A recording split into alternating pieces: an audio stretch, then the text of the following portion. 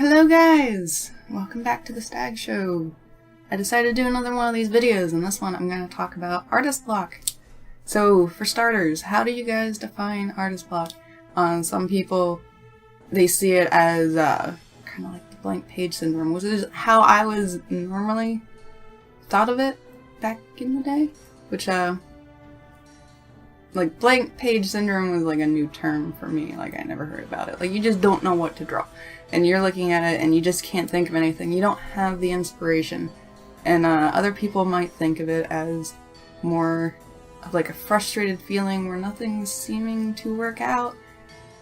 Which, again, is to a degree, is another level of inspiration. But they're also psyching themselves out. Like, if you have very little success rate, it's really hard to continue. And when you just end up in this, like, endless cycle of, I can't do this, and it's this little worm that kind of eats its way in your brain, and you just need to stop. Stop. Like, that is a terrible, probably, way to address it for a lot of people. Like, I'm kind of, I like the concept of mind over matter, and kind of manipulating my brain to think certain things, or not think certain things. There's a painting next door that normally I would avoid painting flowers like the plague. Like, I don't particularly like flowers. I like dried flowers, and I like lilies, but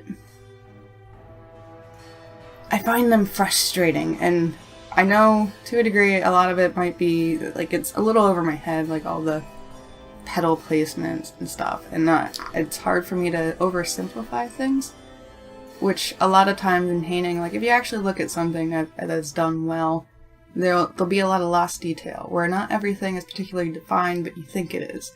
And that's kind of the route where I wanted to go with this painting. But I sat down and, like, I was nervous, but I just didn't really let myself be nervous, like, to a degree. Like, I tried to hype myself up, make me think I was excited. And I think it worked because, like, I was doing this on a live stream, and often when I would paint flowers, I would end up throwing the painting out. I just didn't want to look at it. Normally, I would just give up. Like, I didn't really practice them. Well, I didn't practice them at all before actually painting. So, like, it had probably the risk for failure.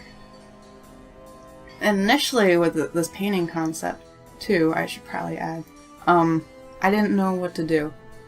I'm part of the Bad Apple Artist Collective. So we do these monthly themed auctions, and this month's was Midsummer Night's Dream. I was not inspired at all by that. Like, I like to paint what I want to paint when I want to paint it, and I wasn't really feeling fantasy and fairies and whatnot. So I ended up doing this. But it took me a while to kind of think of a theme. But I remembered a little bit of it from back in high school.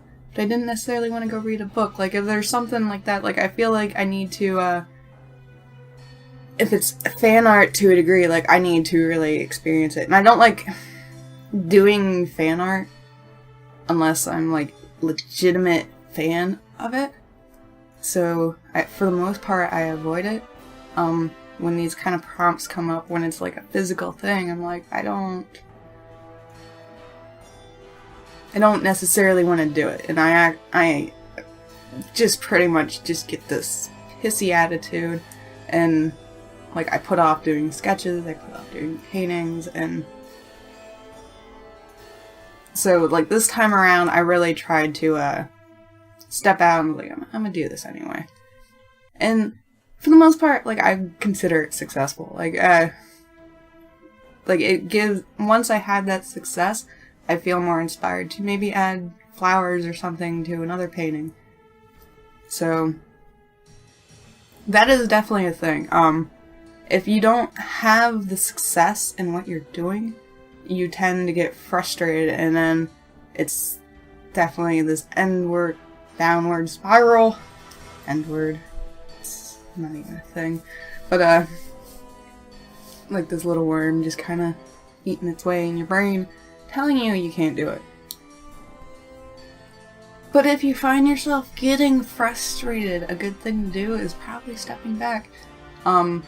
Maybe you're thinking about a concept too hard and you have like every detail already written up in your brain and you're kind of setting yourself up for failure. Like maybe you don't necessarily have the skills or comfort in the elements you're trying to do, so sitting down and maybe drawing individual elements over and over and over again, like just taking like an hour and just like say it's hands and just drawing hands, just fill a page. Like, don't worry about getting like detailed and defining every crinkle or line. It's just various positions. You will find you get more comfortable with things and have more confidence.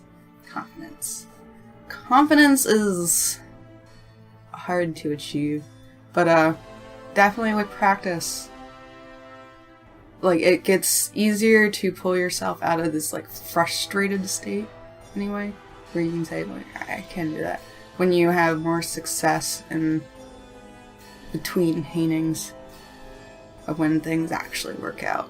Now another one to the other side of the artist block spectrum of not knowing what to do on that blank paper.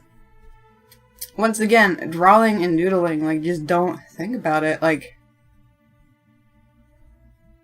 it's hard for some people to like wrap their mind around that aspect of not thinking about it, but I find like when I'm working on the coloring books, I need to figure out like at least 25 pages of characters or whatever designs that, and I don't ever really plan any out. Like, I don't know what's going to be in it. I just sit down and doodle and draw, and what happens. And sometimes I might do a line over here, because I draw really sketchy and scratchy, and like my sketches are probably terrible. But I might have a line in there, and I'm like, well, that looks like a good, line that would go to a hat or something silly. Like, just don't think about it. Just doodle. Don't set out to do anything. Just, if you ever worked with, like, anatomy, the kind of like the armatures of a character, just start doing those and just don't think about it. Just whatever, like, use your intuition and whatever feels natural when you're just going at it. You might come up with something really good. Like, a lot of people, they want to kind of just set out and do the most amazing thing, like, every time they're doing it, and it doesn't necessarily work that way. And sometimes just practicing and doing just free exercises with the drawing, and once again, you get more confident. Another thing that could be kind of good if you don't know what to draw is make yourself this little card deck of reminders, like use index cards, paper, whatever, and do blind draws from it. Like, you can have certain piles that you might take things from where the elements are relatively similar, like say animals for one, and like you might apply that to a character. Maybe something they're holding, maybe like a theme, like different piles of cards, so you just pull from, and you might get like girl, cat, space, or something, and then just kind of draw from that. Like, it would probably help with more loosely thinking, be definite, kind of fun exercise. Like, I thought about doing it, like making my own cards and like having people draw with me randomly, like during stream or something. But that is probably all I'm going to talk about today. For the artist block thing. You guys can watch me stream live on Twitch. My painting, I'm live most nights, but I'm gonna start probably streaming during the day a little bit. Now that my daughter's going back to school, I try to keep time with her, and I don't like, I want to start earlier in the night, but I have to put her to bed and I want to spend time with her and whatnot. So you can find all my links to social media and whatnot at the end of the video. Alright, like I'm really starting to go downwards and words, so I guess it's kind of good that at the end you can find the links at the end of the video and below. But thank you guys for watching. If you guys want to see more of these videos, let me know. How do you guys get over artist block? What would you like to see in these type of things that I'm talking? But I just got asked this question a lot, because people tend to notice, like, I am entirely productive when it comes to painting. Like, I just crank them out very quickly. Like, I don't feel like I have artist block. I can pull myself out of it. Sometimes I do feel like I want to achieve something that's kind of beyond my skills, so I will practice. And other times, like, I get frustrated with my style and I go through kind of like a metamorphosis where I actually think about certain elements and work on them within the paintings. But everyone kind of functions a little different, and hopefully, like, some of the little tips or whatnot, or just talking about it kind of helps. I also keep a list of prompts. I have this program on my phone called Evernote, which is also on the computer because I prefer to type it out on the computer, and then I can access it on my phone, where I keep a list. If I ever think of anything, like I wake up in the middle of the night, think of something, my daughter says something I think would be a really cool painting, like, I just add it to this list. I have not referenced that list in a long time. That is how, like, backlogged I am with stuff. Like, I have ideas for days, because I've been trying to work on various elements and trying to step out of the box more, out of my comfort zone, because I feel those are the paintings that just I love so much more when I go out of my comfort zone and it ends up working out. But just definitely try not to psych yourself out and just do it. Just do it. Like, it feels like such a slap in the face because there is no actual magic button when it comes to art block. It is literally in your head, and probably the best thing you can do is just freely try to do things. But anyway, bye guys. Subscribe if you want more. I'd like to hear from you, what you guys think. So, and I will be back with another speed painting time-lapse video. Something about speed painting.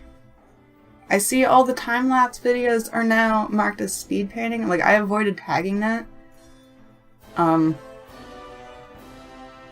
Because speed painting is actually, like, speed painting, but, I guess people may be using speed painting to find the time-lapse videos now.